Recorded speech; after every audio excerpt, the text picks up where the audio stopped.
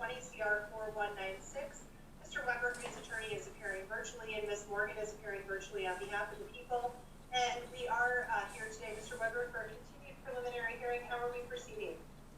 Your Honor, I've advised Mr. Wheeler to not speak about the facts underlying the case, but I do think he wanted to address, Your Honor, and I certainly didn't want to prevent him from doing that. Defense counsel is requesting to reserve his right to a preliminary hearing, set this matter into the arraignment division so that I can file a motion under seal requesting a competency evaluation for Mr. Wheeler. All right, thank you. All right, Mr. Wheeler, I'm certainly, you are, permitted to speak with me, but I just want to caution you that this hearing is being recorded. The prosecutor assigned to the matter is present, and anything you say could be used against you. So with that understanding, I'm happy to hear from you.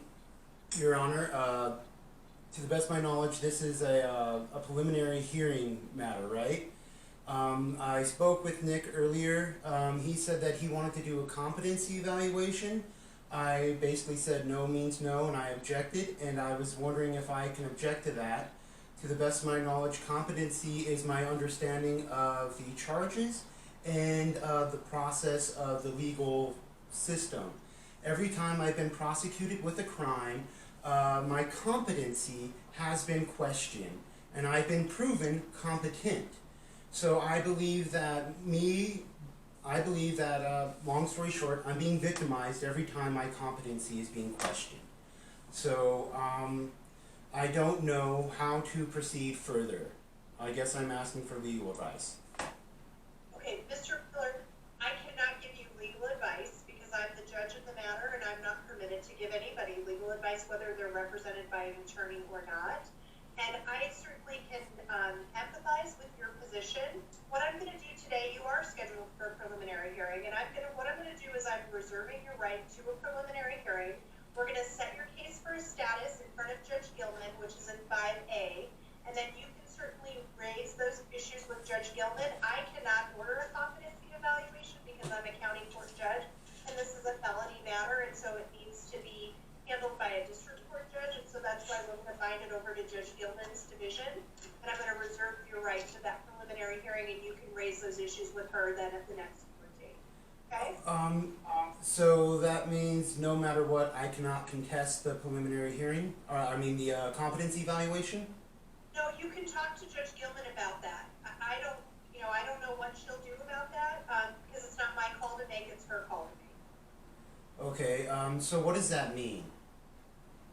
Well, it means that you're keeping your right to a preliminary hearing, and we're going to set it for a status. And in the meantime, Mr. Weber is going to file a motion, and then Judge Gilman will review that motion. She'll hear from you, and then she'll decide at the next hearing whether or not she's going to order a competency evaluation.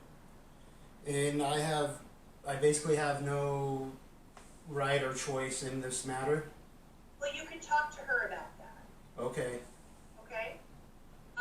So, Mr. Weber, when would you like to set this into 5A?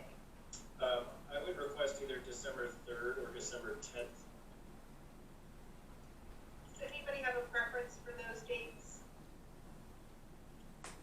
Doesn't matter to me. Sorry, Ms. Morgan? I'm fine with any date, Your Honor. Mr. Wheeler, do you have a preference for either of those dates? I'm open in December. Well, I think I am. I have my final job interview today, and I should start next week, so I'll find out.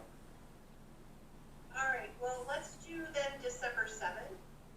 Or no, not December 7th, I'm sorry, December 10th. Or 10th, okay. Yep, okay. December 10th, Mr. Wheeler, at 8:30. And you can certainly address Judge Gilman about your concerns that you've raised here with me today.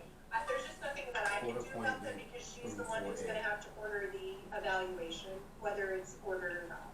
Okay? And so for clarification, court appointment room 4A? No, your next hearing is going to be in 5A as an Oh, apple. 5A.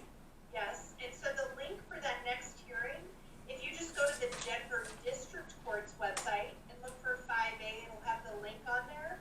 So you're not going to use the same website that you used for today's hearing and the last hearings because you got that link from Denver County Court, and now I'm binding your case over to the District Court. So when you look for that virtual link for the next hearing,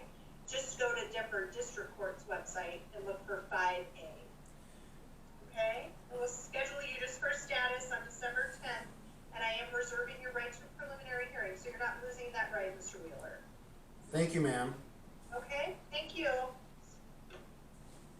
May I go? Am I done? Yep, you're good to go. Thank you, Mr. Wheeler. Thank you.